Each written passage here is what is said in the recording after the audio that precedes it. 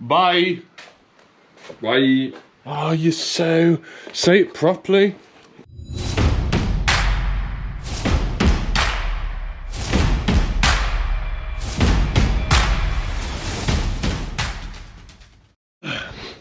Yo, welcome, Nick, Adam, Van. There we go, did it again.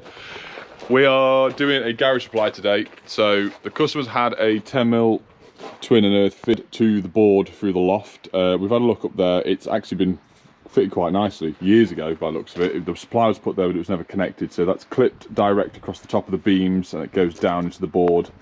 There's a spare end of the board which has got no RCD side on, which is perfect because we're going to be fitting an RCD in the board in here. So what we're going to do in big fat whisker box there, it's going to come up, we're going to do continuity wire across because we can't get it in the floor. This is all, it's way too hard to dig. We spoke to the customer, it's not going to happen.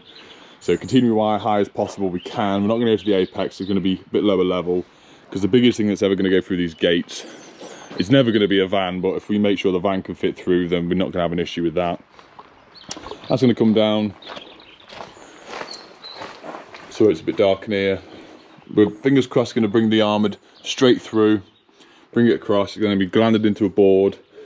Customers provided, unfortunately, a BG board, garage board, so they're more than adequate for what it is. I think it's one of them waterproof one. It's not a waterproof one, but it's more of a, yeah, it's got a good IP rating on it. It's got a seal on anything on it, so for what needs going in here, realistically that should be perfect. So you got the 30 milliamp RCD, 40 amp. We've picked up on the way a 20 amp for the sockets and there's a 6 amp for the lighting. So that should be alright. We'll go down straight into the top of that. We're coming straight down, just doing a double socket, white conduit, and then we're going to take a flex up to the top with a switch and just put a 6 foot, I picked this up earlier, 6 foot LED strip for the time being, just so they've got a bit for now to work off.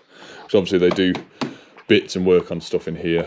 So yeah, should be interesting. We haven't done a continuity. Last time we did a continuity wire was when you first started working with me, wasn't it? Garage. No. The woman I still need to text. No, the one around the corner in your street. Did we? Yeah, at the back. The rewire next, like 2 doors next to you. Oh, Bill's. Yeah, of course. There you go then. We've done it a few times with Adam. So we'll set up, get the big whisker box. What number's the whisker box we got? What does it say on the outside? Whisker 607.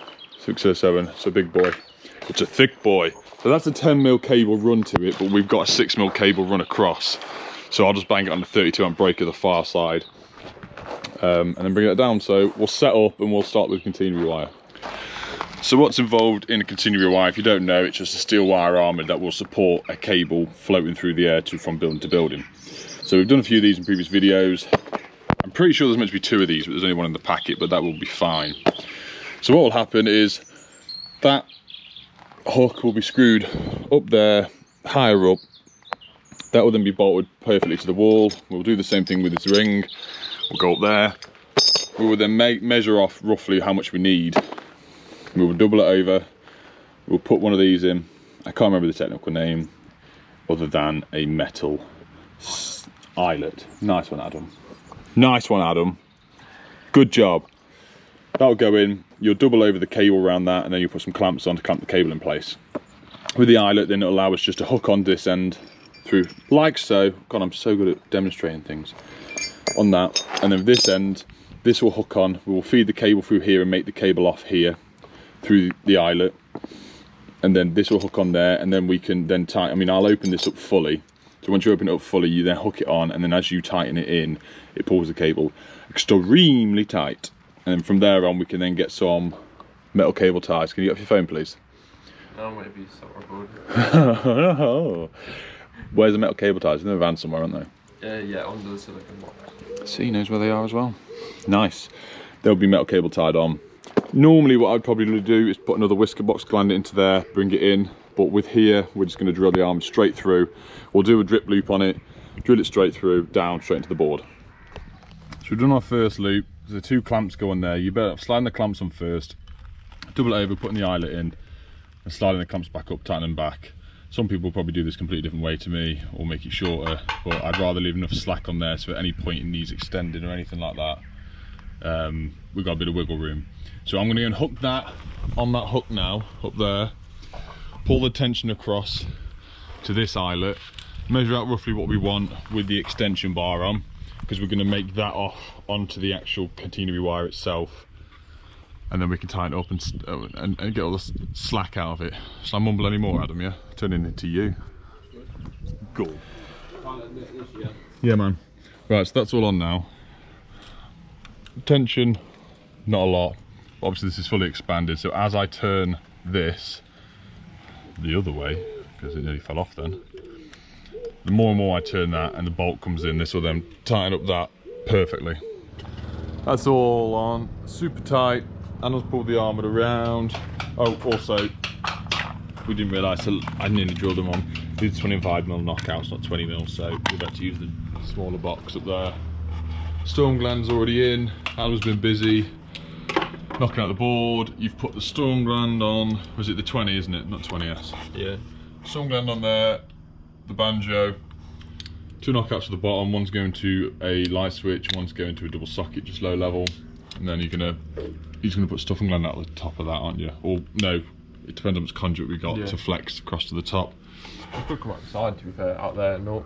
Yeah, let's see what we'll get there. So, it's your first time using a BG board, isn't it? Yeah. It feels sick. It's not too bad, to be fair. No, they're alright. They're alright. It's better than Wilex. You don't like Wilex? You don't really fit the proper Wilex board, do you, to be honest? Yeah, it's because we always go out to them, very like old houses. Yeah, they're the old Wilex boards Adam's ever seen. So I'm going to gland off the end of the armoured now into there. I'm going to get some cleats in, and then somewhere we're going to find in the van some metal tie wraps.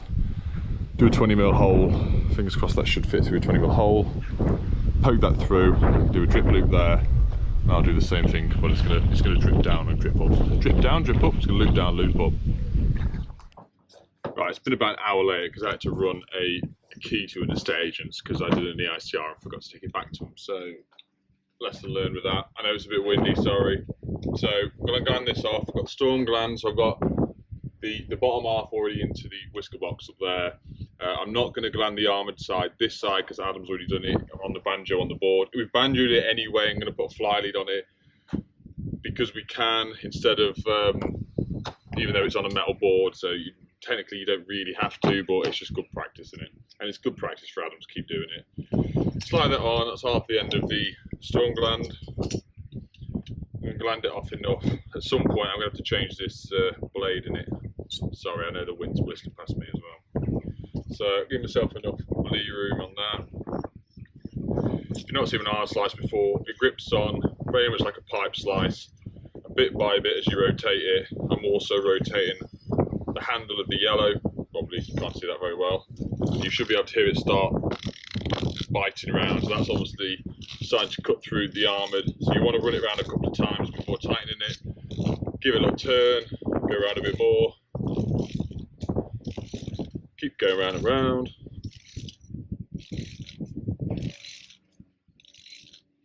If you tighten it up too much, what you'll end up doing is jaggering the braiding inside and actually twisting the braiding, which is not what you want to do. You want to be just taking the top layer off and nicking through it, very much similar you would with a normal junior hacksaw. But I listened to God, they're going to hate me for that. Listen to E5 podcast the other week, and obviously they were talking about these new tools, and apparently these have been out about 10 years, or a type of this. And John Ward was saying, yeah, they're very good, but will they overtake a junior hacksaw? But you know, they're only being reviewed by people that use them once or twice. Well, it's not the case in my eyes with something like this. The amount of armours we do, this is used a hell of a lot, and it saves a lot of time, and you get a hell of a neat cut.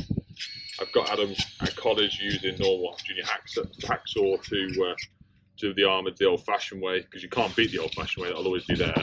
But you can find an easier way to do it on site, save yourself a bit of time. Then why not? So this is our braiding, and well, you can see that it's got a nice clean nick to it. Bit by bit, get your strands off, twist them off. So I've done absolutely hundreds of these in my career so far. Adam's probably on about 6.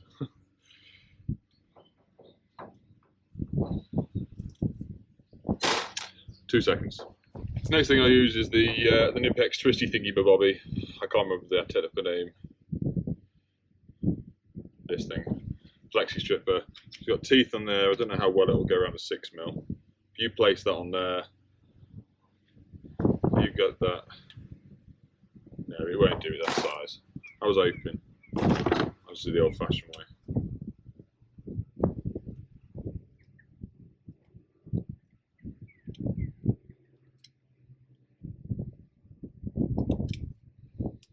It might do the flex.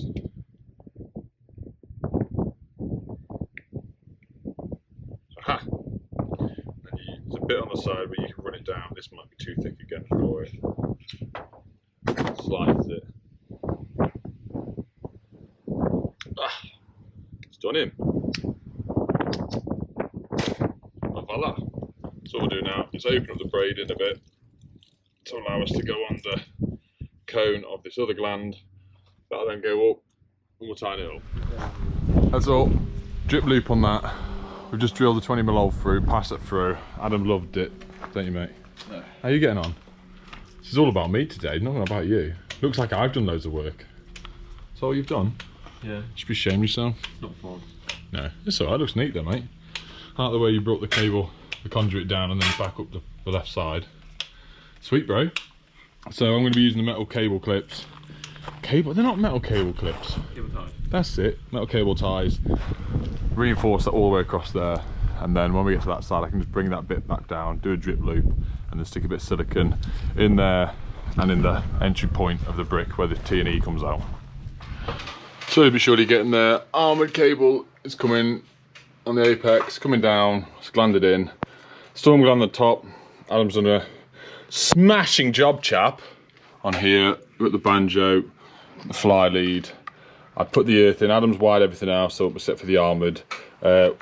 Just about to wire the armoured in this end. We've done blue as earth, neutral as grey. That's normally my go-to colours. Expert Electrical sent me some shrink sleeving. Yeah. Not shrink wrap, is it? Heat shield.